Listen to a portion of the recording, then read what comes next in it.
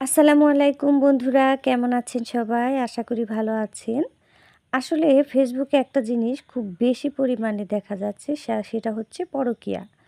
একটা বিষয় সবাই মাথায় রাখবেন, যে পুরুষ পরকীয়া করতে আসে সে কিন্তু নিজের বউ এবং পরিবারকে বেশি ভালোবাসে, বেশি প্রাধান্য দেয়।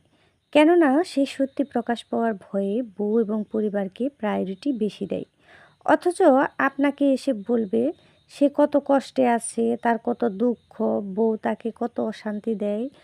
আর আপনি গদগদ হয়ে নিজে সব জলাঞ্জলি দিয়ে তার দুঃখে ভেসে গেলেও আপনি কখনো তার প্রায়োরিটি লিস্টে থাকবেন না।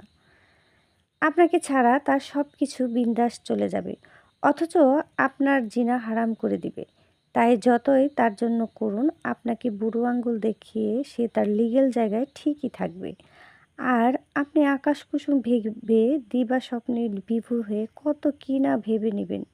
আজ অবধি একটা উদাহরণও দেখান তো পরকীয়াতে পুরুষ কোথায় সব খুঁজে বসে আছে?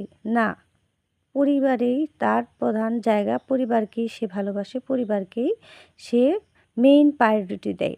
আর বাকিটা হচ্ছে টাইম পাস। বুঝলে বুঝপাতা, না বুঝলে তেজপাতা। ধন্যবাদ সবাইকে।